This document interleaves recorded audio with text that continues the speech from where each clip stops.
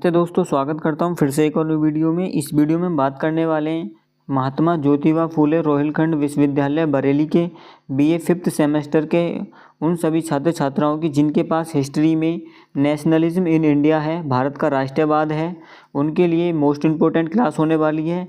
इस क्लास से आपको पता लग जाएगा कि आपका एग्ज़ाम पेपर किस पैटर्न पे कैसे आधारित होगा। ये आपका मॉडल पेपर है चौधरी चरण सिंह विश्वविद्यालय का, जो दिसंबर 2025 में हुआ था।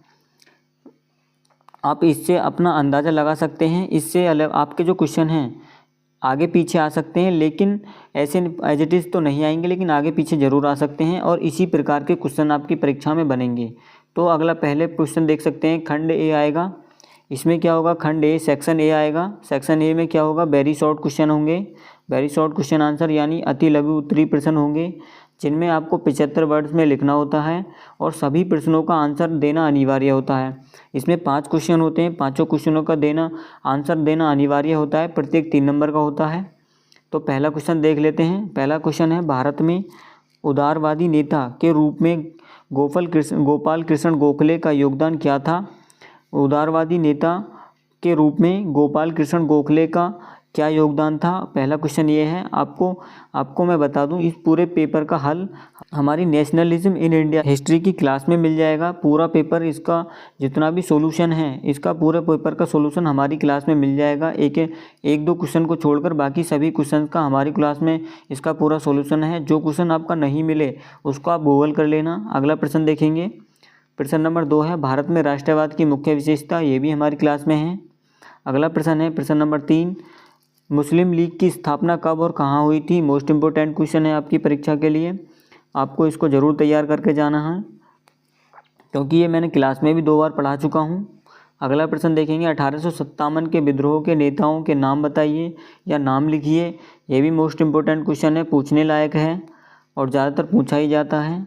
अगला प्रश्न देखेंगे, 1917 के अगस्त प्रस्ताव घोषणा का मुख्य उद्देश्य क्या था। ये क्वेश्चन आपको हमारी क्लास में नहीं मिलेगा, बाकी क्वेश्चन आपको क्लास में मिल जाएंगे। एज इट इज़ पूरा पेपर आपको ये वाला हमारी क्लास में मिलेगा। आप पूरी क्लास को ज़रूर देख कर जाइएगा एक बार, जिससे आपकी बहुत मदद हो सके।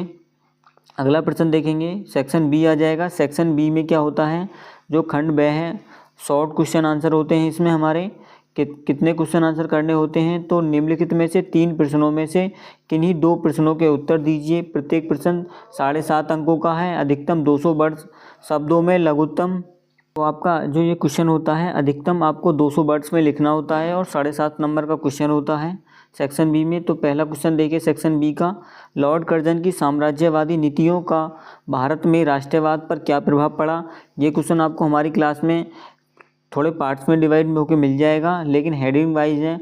लॉर्ड कर्जन की साम्राज्यवादियों की नीतियाँ, लॉर्ड कर्जन की बंगाल विभाजन नीतियाँ, ये आपको ऐसे इस तरीक़ा से आपको प्रश्न मिल जाएगा। अगला प्रश्न देखेंगे, प्रश्न नंबर 7 है, प्रथम विश्व युद्ध के दौरान क्रांतिकारी गतिविधियों ने भारत में राष्ट्रवाद को कैसे प्रोत्साहित किया। प्रथम विश्व युद्ध के दौरान, ये आपको क्वेश्चन हमारी क्लास में एज इट इज ऐसे ही मिल जाएगा, मोस्ट इम्पोर्टेंट क्वेश्चन है। अगला प्रश्न देखेंगे, प्रश्न नंबर 8 है, उद्देश्यों और कार्यप्रणालियों के संदर्भ में मध्यपंथियों और उग्रवादियों यानी नरमपंथी और गर्मपंथियों में क्या अंतर थे। तो यह क्वेश्चन आपको हमारी क्लास में 100% मिलेगा। आपने हमारी क्लास को एक बार ज़रूर कर जाइएगा। इसका जो अपनी क्लास का मैं लिंक डिस्क्रिप्शन में ज़रूर दे दूँगा, नेशनलिज्म इन इंडिया के टॉपिक पर। अगला प्रश्न देखेंगे, सेक्शन सी आ जाएगा। सेक्शन सी में आपको लॉन्ग क्वेश्चन मिलते हैं, जो 15 नंबर का होता है प्रत्येक क्वेश्चन, और आपके इसकी शब्द सीमा 400 से 500 होती है, यानी विस्तार से लिखना होता है। कितने क्वेश्चन करने होते हैं, तो इसमें आपको 3 क्वेश्चन करने होते हैं 5 प्रश्नों में से। और इस पहला क्वेश्चन देखेंगे इसका, महात्मा गांधी के राष्ट्रवाद की विचारधारा का विश्लेषण कीजिए। उनका राष्ट्रवाद भारतीय समाज पर राजनीतिक और स्वतंत्रता आंदोलन को किस प्रकार प्रभावित करता है, इसको भी लिखिए। तो ये क्वेश्चन भी आपको हमारी क्लास में मिल जाएगा, ज़रूर कर तैयार जाइएगा।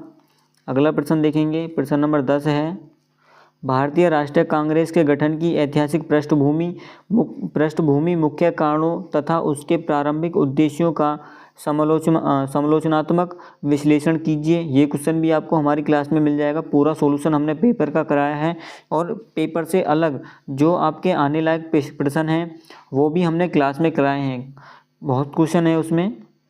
अगला प्रश्न देखेंगे, प्रश्न नंबर 11 है, भारत में राष्ट्रवाद के मुख्य कारणों का विश्लेषण कीजिए। क्या यह राष्ट्रवाद केवल पश्चिमी प्रभाव का परिणाम था या स्वदेशी जागरूकता का प्रतीक था? ये भी क्वेश्चन आपको मिल जाएगा बाय हेडिंग। अगला प्रश्न देखेंगे, प्रश्न नंबर 12 है, बीजी तिलक, लाला लाजपत राय और बिपिन चंद्र पाल, इन तीनों को क्या कहते हैं? त्रिमक बोला जाता है इनको। तो जैसे उग्र राष्ट्रवादियों की भूमिका का मूल्यांकन कीजिए और इनकी राजनीतिक और राजनीतियाँ और योगदान स्वतंत्रता संग्राम में कितने प्रभावशाली थे उसको बताइए। तो ये क्वेश्चन भी आपको हमारे पेपर में, हमारी पूरी क्लास में मिल जाएगा। इस पूरे पेपर का सॉल्यूशन मिल जाएगा केवल एक क्वेश्चन को छोड़कर जो मैंने ऊपर बता चुका हूँ।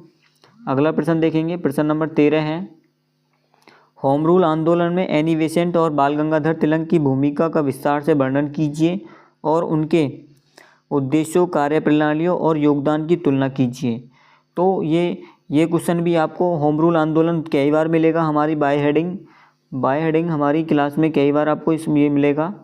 होम रूल आंदोलन और एनी बेसेंट का जो तिलक जी की जो भूमिका रही है इसमें आपको पूरी भूमिका मिलेगी, विस्तार से वर्णन मिलेगा। आप क्लास को एक बार ज़रूर कर जाइएगा, जिससे आपकी जो परीक्षा की तैयारी में 4 चांद लग जाएंगे।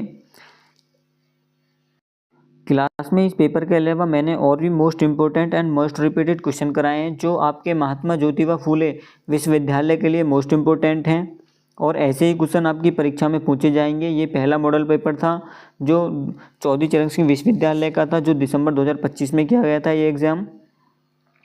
ये अभी हाल फिलहाल का पेपर है। इसी प्रकार का आपका भी पेपर पूछा जाएगा। तो इस पेपर के क्वेश्चनों को और मेरी क्लास के क्वेश्चनों को ज़रूर तैयार कर जाइएगा। उससे आपकी बहुत वो हो जाएगी तैयारी में। 80 से 90% आपकी तैयारी उसी से हो जाएगी। आपको किसी और चीज़ की पढ़ने की ज़रूरत नहीं है। और आपको किसी भी टॉपिक पे यानी किसी भी स्पेसिफिक टॉपिक पर अगर आपको वीडियो चाहिए तो ज़रूर कमेंट करके बताएं। अगर आपका इसका एक अलग सॉल्यूशन चाहिए इसी पेपर का तो इसका भी हम वीडियो आप कमेंट में बता दीजिएगा। सुबह तक हम इसका सॉल्यूशन आपको दे देंगे। उसे आप